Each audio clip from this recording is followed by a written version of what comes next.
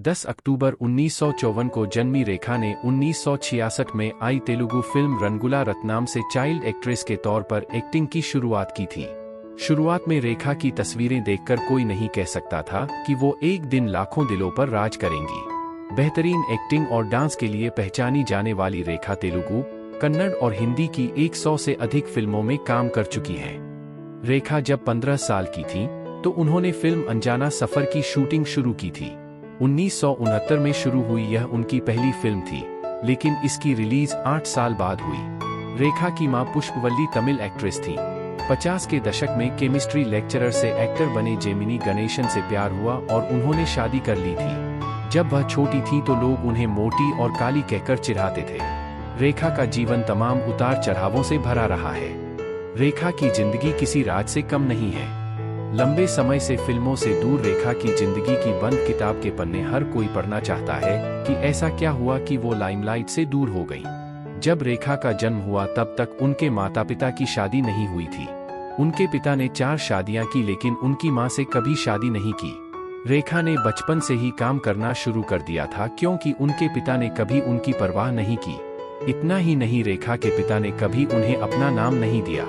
रेखा भी अपने पिता से नफरत करती थी। वो उनके अंतिम संस्कार में भी शामिल नहीं हुई। मुकेश की मौत के बाद रेखा की फिल्म शेषनाग रिलीज हुई थी। इस दौरान लोगों ने पोस्टर पर कालिक पोती।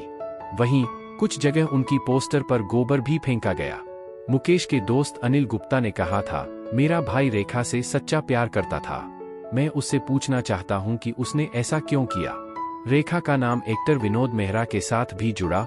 कहा जाता है कि दोनों ने कलकत्ता में शादी कर ली थी।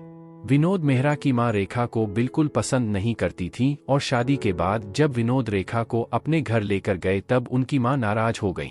जब रेखा ने विनोद की मां के पैर छुए तो उन्होंने रेखा को घर में आने देने से इनकार कर दिया। जब विनोद ने मामले को शांत करने की कोशिश की तो उनकी मां और नाराज हो गईं और उन्होंने चप्पल से रेखा की पिटाई कर दी। रेखा के घर में आर्थिक तंगी थी, जिसके चलते कम उम्र में ही उन्होंने बी और सी ग्रेड की फिल्मों में काम करना शुरू कर दिया था। जब उन्होंने एक्टिंग की दुनिया में कदम रखा तब उनका रंग थोड़ा डार्क था, जिसके चलते भी उन्हें कई तरह की परेशानियां हुई। उनके दबे हुए रंग के चलते बॉलीवुड में उनकी गिनती खूबसूरत अभिनेत्रियों में नहीं होती थी। हालांकि उन्होंने अपने एक्टिंग के दम पर अपनी अलग पहचान बनाई। रेखा का जिक्र होता है तो सदी के महानायक अमिताभ बच्चन का नाम ज़हन में अनायास ही आ जाता है। फिल्म 2 अनजाने में अमिताभ और रेखा ने पहली बार साथ काम किया और ये अनजाने एक दूसरे के करीब आ गए। फिल्म मुकद्दर का सिकंदर में रेखा और अमिताभ की जोड़ी छा गई और लोग इन्हें एक फ्रेम में देखने लगे।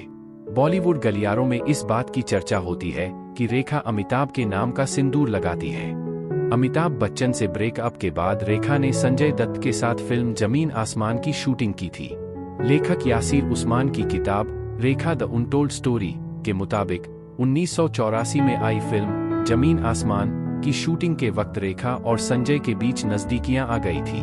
खबरों में आया था कि इसी दौरान संजय दत्त से गुपचुप शादी कर ली थी। संजय दत्त उनसे 5 साल छोटे हैं। इस विषय में रेखा ने एक बार कहा था कि उन्होंने संजय दत्त से दोस्ती अमिताभ बच्चन को जलाने के लिए की थी। फिल्म अभिनेत्री रेखा की जिंदगी उतार चढ़ाव से भरी हुई है। उनकी जिंदगी हमेशा रहस्यमयी रही है। उनके कई राज उजागर हुए हैं। यासिर उस्मान की किताब रेखा द अनटोल्ड स्टोरी में लिखते हैं रेखा के कुछ अनसुनी किस्से। 15 वर्ष की रेखा अनजाना सफर की शूटिंग कर रही थी। निर्देशक ने एक्शन बोला और हीरो विश्वजीत ने रेखा को चूमना शुरू कर दिया। रेखा को किसिंग सीन के बारे में कोई जानकारी नहीं थी। 5 मिनट तक विश्वजीत चूमते रहे और रेखा की आंखों से आंसू बहते रहे। यूनिट के लोग सीटियां मार रहे थे। रेखा डर गईं और उन्होंने विरोध नहीं किया। रेखा के बारे में कहा जाता है कि उन्होंने विनोद मेहरा से शादी की थी। दोनों ने कोलकाता में गुपचुप तरीके से शादी कर ली और मुंबई में विनोद मेहरा के घर आए। वहां पर विनोद की मां आग बबूला होकर खड़ी थी। रेखा का स्वागत उन्होंने चप्पल से किया। रेखा उनका आशीर्वाद लेने के लिए झुकी तो विनोद की मां ने उन्हें धक्का दे दिया। रेखा को मारने के लिए चप्पल निकाल ली। यह नजारा देख रेखा भाग खड़ी हुई। इस पुस्तक के एक हिस्से में लिखा है कि ऋषि कपूर और नीतू सिंह की शादी में रेखा मांग में सिंदूर भरकर पहुंच गईं। मेहमान और मीडिया चौंक गए। उन्हें शक हुआ कि कहीं रेखा ने गुपचुप शादी तो नहीं कर ली। उस समय उनके और अमिताभ के नजदीकियों के चर्चे थे। उसी पार्टी में अमिताभ भी मौजूद थे। रेखा उनके पास पहुंच गईं और बातचीत शुरू कर दी। यह देख जया बच्चन गुस्से से लाल हो गईं। अमिताभ बच्चन और रेखा के चर्चे जब खूब होने लगे तो अमिताभ की पत्नी जया चिंतित हो गई। उन्होंने अमिताभ पर दबाव डाला कि रेखा के साथ उन्हें फिल्म नहीं करना चाहिए। रेखा को यह बात कुछ फिल्म निर्माताओं ने बताई कि अमिताभ अब रेखा के साथ फिल्म नहीं करना चाहते हैं। जब अमिताभ से रेखा ने पूछा तो उन्होंने कहा कि मैं इस बारे में एक शब्द नहीं बोलूंगा, मुझसे कुछ भी मत पूछो। रेखा को लेकर यह भी खुलासा हुआ है कि वे मुकद्दर का सिकंदर के ट्रायल शो में प्रोजेक्शन रूम में मौजूद थीं। वे वहां से सभी को देख पा रही थीं, लेकिन उन्हें कोई नहीं देख रहा था। रेखा ने देखा कि जया बच्चन अपने माता पिता के साथ फिल्म देखने के लिए आईं। अमिताभ और रेखा के रोमांटिक दृश्यों के दौरान जया बच्चन की आंखों से आंसू निकल रहे थे। अमिताभ रेखा की केमिस्ट्री को देख वह घबरा गईं। ये स्टोरी आपको कैसी लगी, मुझे कमेंट करके जरूर बताएं और चैनल को सब्सक्राइब करना ना भूलें। अपना ख्याल रखें, मस्त रहें, धन्यवाद।